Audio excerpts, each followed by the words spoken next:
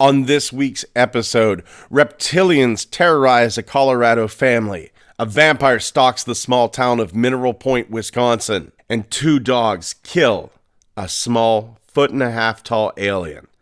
This week on Strange Pathways.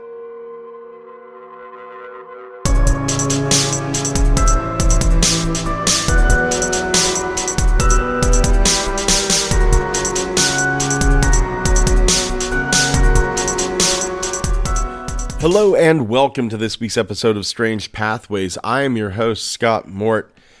I had a blast this week. It was, and I had a couple rough days too. Not gonna lie, it wasn't all peaches and cream, but I had an absolute blast last Sunday. I'm sure others have heard. Some of you may be new to you. I auditioned for more than a few roles in a local production of Spaceballs. It's going to be presented as an old-time radio show on May the 4th. I auditioned. I got the part of Dark Helmet. I'm stunned as you are. And I got interviewed for our local paper. I'll be sure to put a link up to that interview in the Facebook, the Twitter, what have you. But because of this, recording's going to be a little bit weird. I am going to do my best. I'm going to strive to get a new episode up to you every Sunday. But normally the way I do it is through the week, like Monday through Friday. I'm researching, I'm finding stories to talk about, I'm writing notes, saving artwork, that sort of thing. Saturday, I put it all together and get everything refined. And then Sunday, I record, I edit, I post. Things are a little bit nuts right now. Bear with me. I'm doing my best, but please, if you happen to be in the area of Johnstown, Pennsylvania, May the 4th, come on down to the State Theater, watch Spaceballs, and just point, I know that guy, Dark Helmet. I listen to his show. Anyway, on to today's tales.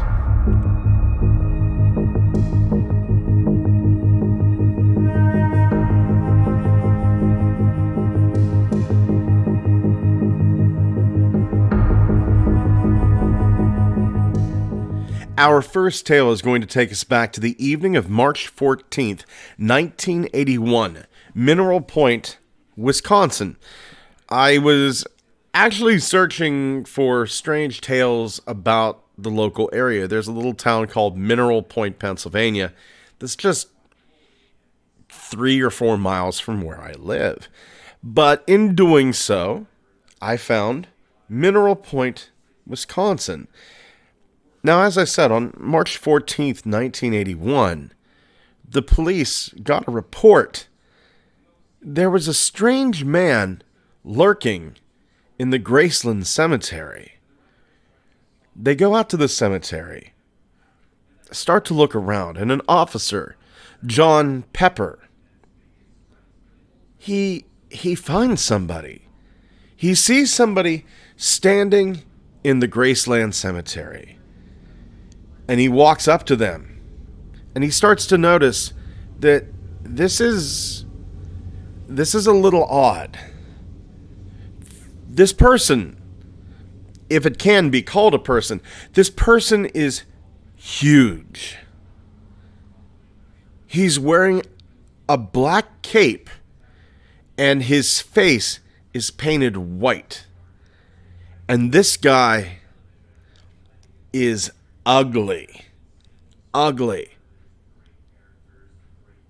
He's not... You can be huge and short, like me, but this dude is 6'5" tall.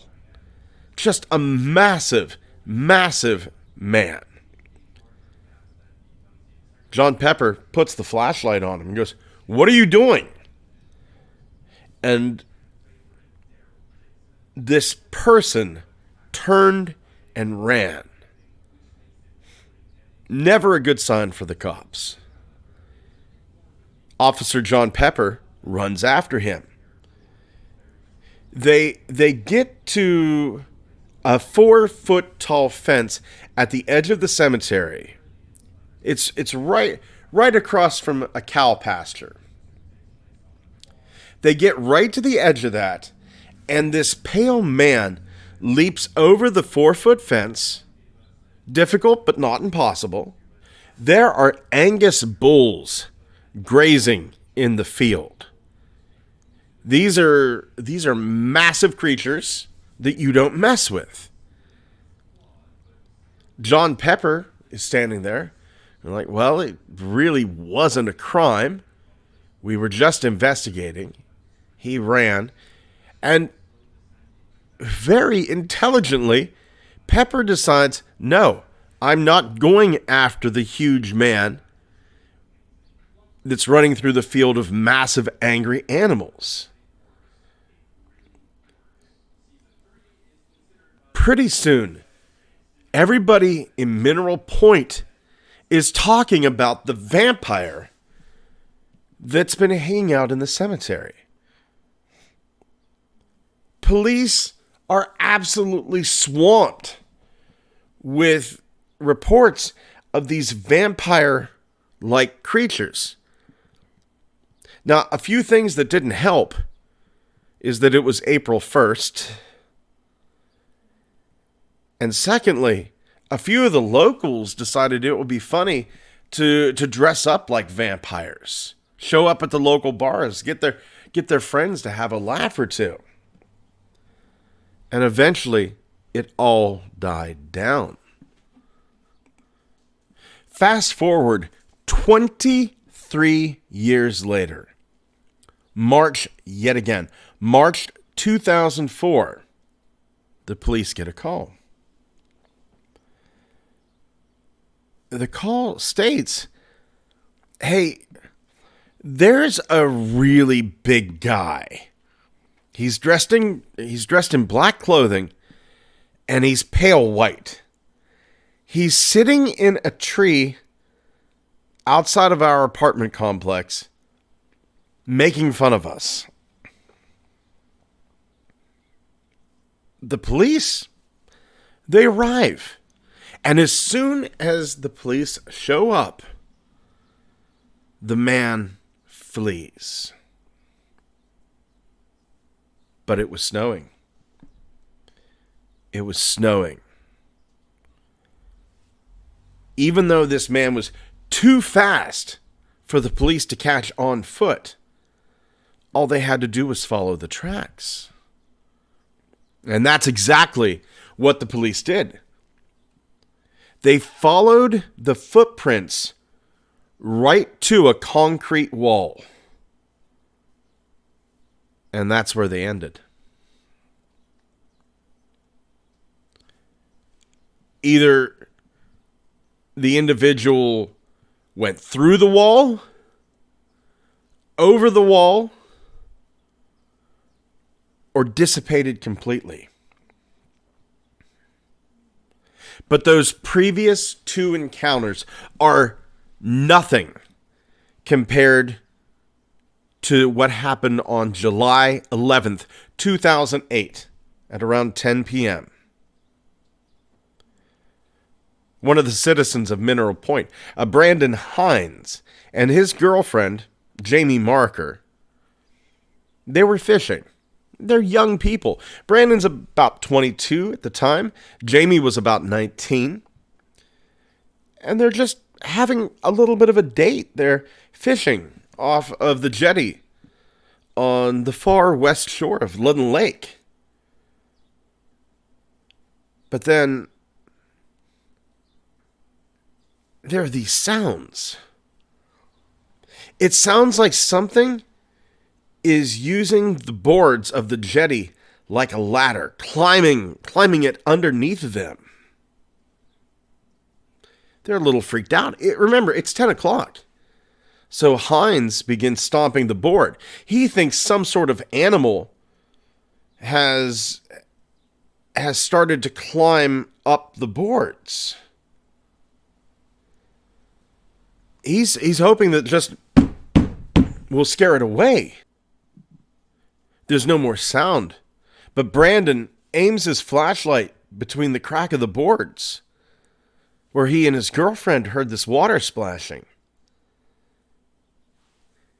He shines that flashlight down there, and he sees this figure with dark hair and a very pale face pulling itself up onto the jetty. This figure begins to rise to its feet. Marker, she's terrified. She turns and runs up the path towards Brandon's vehicle. But Brandon Hines, he's keeping his flashlight aimed right on this figure.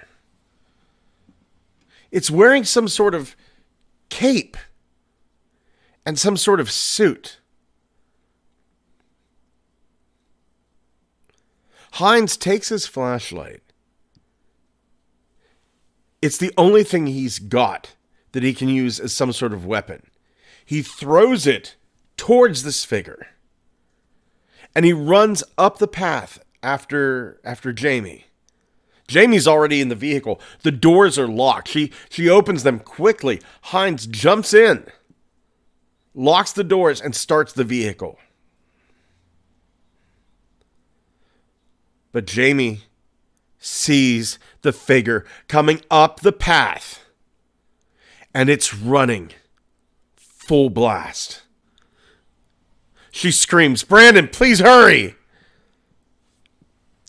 They race off to the Mineral Point Police Department and immediately file a report. They send a patrol unit out to Ludden Lake. They find the jetty where Hines and Marker had been. They don't find anything. They had left everything behind. So the next day, they go back to get their possessions. They find everything left just where it was, save for one thing: the flashlight. That flashlight, which is no surprise, the flashlight was tossed at, well, let's face it, a vampire. Brandon Hines said, whoever it is, they can keep the flashlight. A lot of people have theories about what the Mineral Point vampire is. Some believe it's related to the Ridgeway Phantom of 1870. Other people think it's the ghost of the haunted Walker house nearby. Maybe this vampire is just a vampire. But the way it's leaping, the way it leaped over that 10-foot concrete wall in 2008, the way it jumps over the fence and into the pasture, the speed, the appearance. It's very much like a Spring-Heeled Jack type character.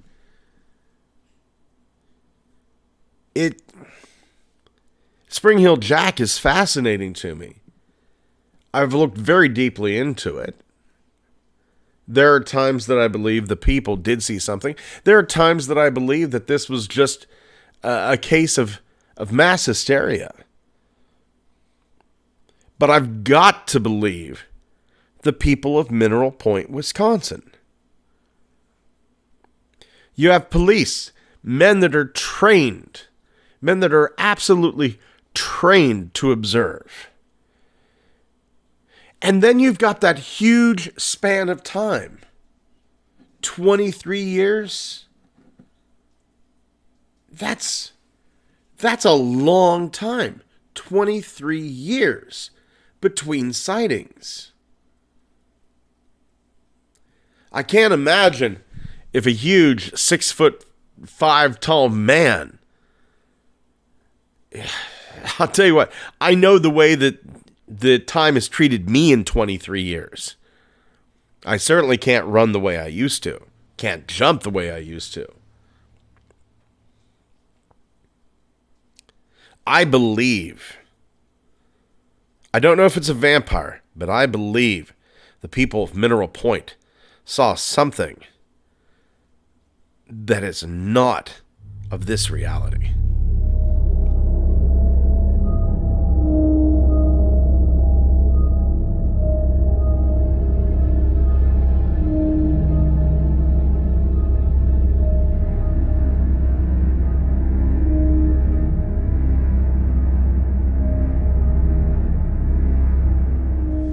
Our next tale is going to take us all the way back to July 1968, Uravan, Colorado.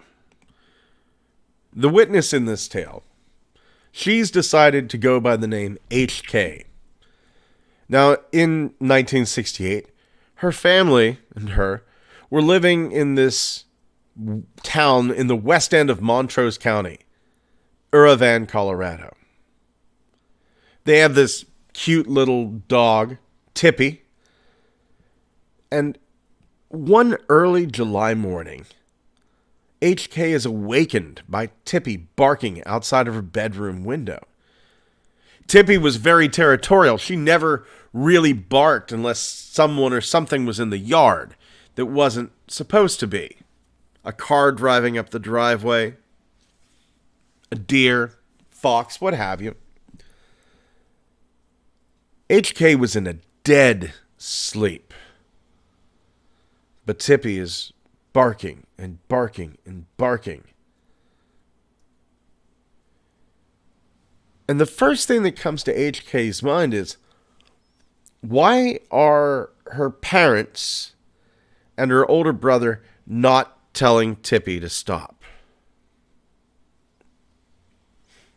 Maybe they're just as tired as she is, and she has enough of it.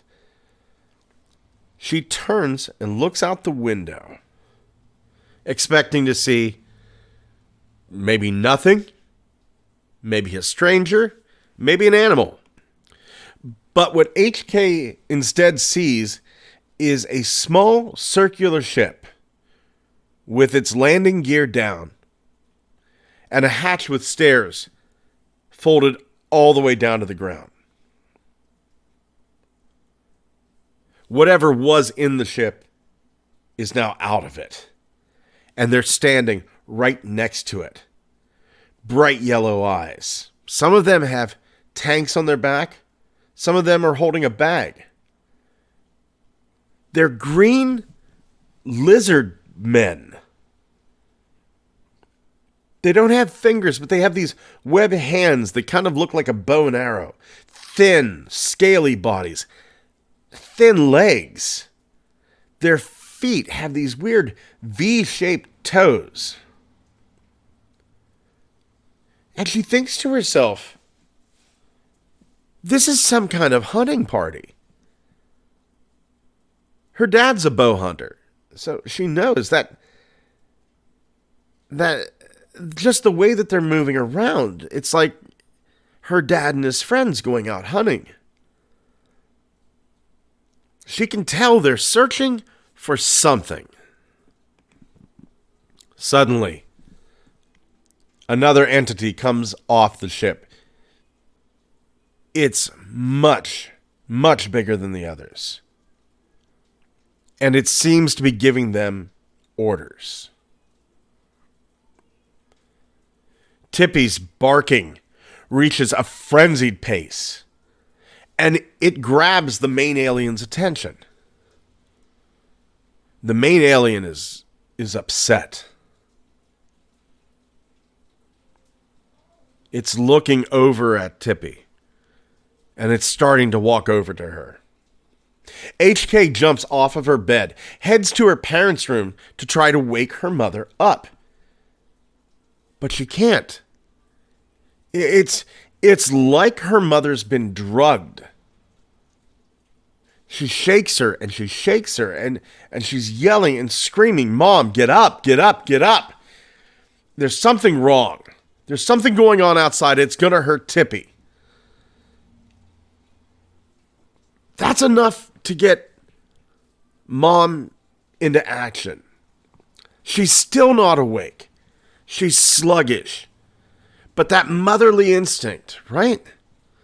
That amazing thing that mothers and fathers have to protect their children, to protect their family. And you know, I'm of the ilk. Pets are family. I'm sitting right here recording. My cat Greta is at my feet. She's looking over at her daughter Jazzy. The stray that we took in a few years ago, Newton, is sitting over there. They're family. They're family. And that instinct for a mother or a father to protect their family is strong. It can fight off a lot. It can fight off death. I've seen that. And whatever these aliens did that didn't really affect HK, or maybe they missed her, well, whatever they did, it's not enough to fight off a mother's caring. The mother follows HK to the bedroom, and she shows her mom what's going on. The mother still can't see them. All she wants to do is sleep. But still, she goes on. HK's mother, not seeing anything, says, crawl to the other side of the bed, away from the window. HK does what she's told.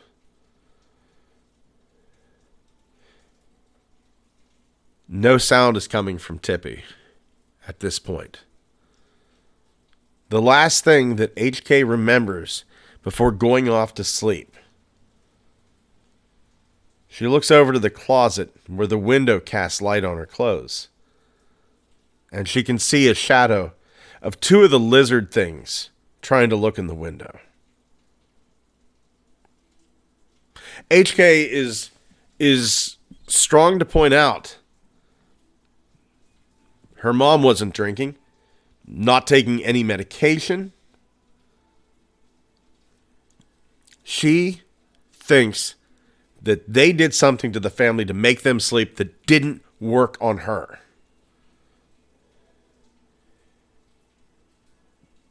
After this incident is over, the first thing that HK does, she runs out. She checks on Tippy.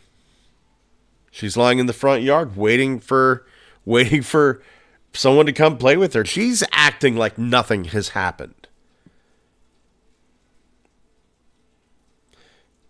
At the time, HK was 12 years old. It wasn't a dream. It wasn't a hallucination. We talked about this in last week's episode. I have strong memories from the age of 4 or 5 that I know just aren't real. My memories from the age of 12 are real. Absolutely real. So I believe HK. HK has created an image of what the lizard people look like. I'll be sure to post that up on the Facebook and the Twitter and the Instagram so that everyone can see it. It is somewhat off-putting. One final footnote to this tale. On the night HK lost her mom, she passed away in 2016. She looks over at HK and says, "Do you remember seeing the lizard people in their ship in our yard in Colorado?"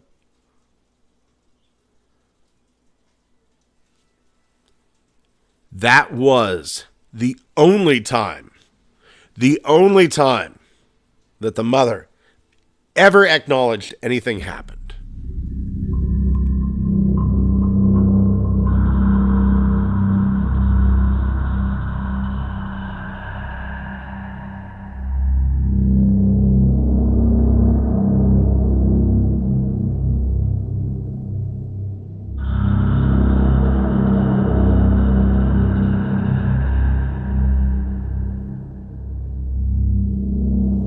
Our final tale Takes us all the way back to either early May 1914 or 1913 at around 10 in the morning, 2.5 miles west of Farmersville, Texas. At the time, Sylvie J. Latham was only 13 or 14 years old. He was a farm boy, as was his two older brothers, Sid and Clyde. Sid, Clyde, and Sylvie had decided to go out and chop cotton. Now, I didn't know what chopping cotton is. I imagined it was some sort of old turn of phrase, and whenever I looked up the definition, I was right. Chopping cotton is whenever you go out and you take a hoe and you just pull the weeds out with that hoe. You can't do it right away. You have to wait until the cotton's old enough and strong enough to withstand the process. But apparently it's just a term for taking a tool and pulling the weeds out so that all the nutrients are going towards the cotton and all the sunlight is going towards the cotton. I'd never heard that phrase before. And, my dad was born in 1918, worked on farms. My mom grew up on a farm back in 1947 was whenever she was born. Never heard the term chopping cotton. Now, these were both northern farms. Cotton's not really grown in the north, so that may be why. Sid, Clyde, and Sylvie, they have two dogs that join them, Bob and Fox. They're out chopping the cotton, and then they hear this howl. It was unearthly, this howl. The three boys, they're worried something has happened to the dogs, so they run about 75 feet up, and they get into a fence row. The dogs have something cornered. Clyde, he was the faster of them. He got there first, and he looks and turns to the other two and said, "There's something in there. It must be something bad." And then he looks again and goes, "Boys, it's just a little man." Now, this is whenever Sylvie looked, and he saw a little man standing just over 1.5 feet high. He's just standing still, and he's just staring toward the north. He's not the same color as you would think a human would be. And yes, I know that humans come in all sorts of colors, but one of those colors is not green. He was green all over. Now, maybe he was wearing some sort of suit. Maybe not. There was a hat. There was a hat with a wide brim on the back of his head, but it's all one piece with the rest of the body. Now, this little creature, it did nothing. It didn't even acknowledge the dogs, but the dogs are furious. They are snarling and biting, and they're just ready to tear in. And sadly, right after the three boys show up, that's what they do. They tear this tiny little creature limb from limb. And Sylvie said, the blood and guts went everywhere. The blood was red. The guts looked like guts. And he said, we were kids.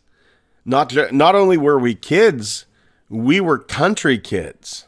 We didn't know what to do. The dogs just chewed the little creature to pieces. And what do? You just go back to your job. You go back to chopping cotton. They did tell their parents. No one believed them. They went back to that same spot several times that day. After that, they never returned to that spot.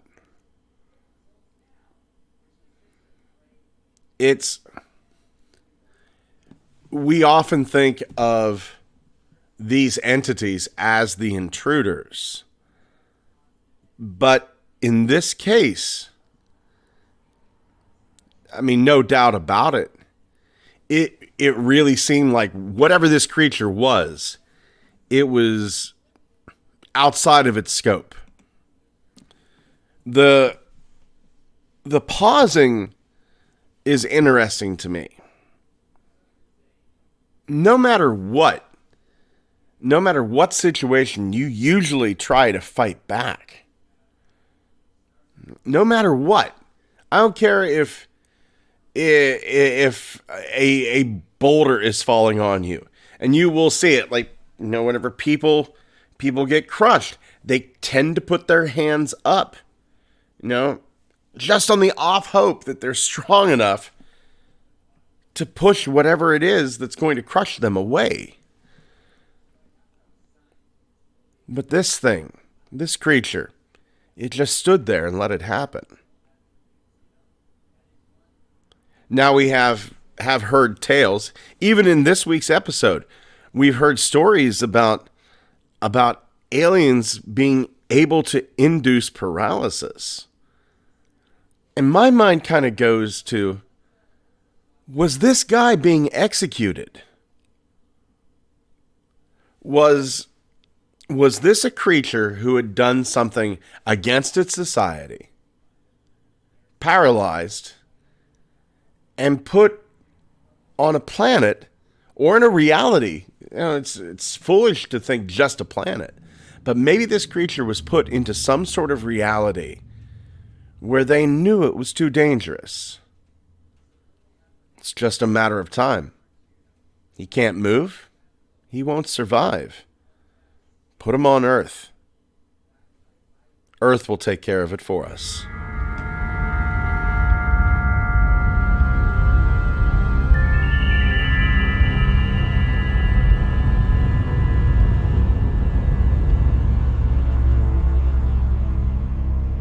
Thank you for joining us once again here on Strange Pathways. Our Twitter is Pathways Strange. TikTok and Instagram, Strange Pathways Podcast.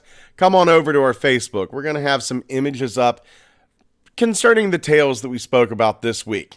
If you would like to get in contact with me, tell me a tale that happened to you, ask me a question, just say hi. strangepathwaysmail@gmail.com. Please head over to the YouTube channel, like, comment, subscribe, and get the word out there. Tell your friends, tell your family. It's a great podcast, if I may toot my own horn. And you know what? It's growing a little bit week by week by week. And I thank each and every one of you so much for that. Thank you for being patient with me while I get through May the 4th. And if you happen to be in Johnstown on May the 4th, please come over to the State Theater. Watch me perform Dark Helmet in Spaceballs, the radio show. Thank you once again for joining me this week. Take care of yourselves and each other.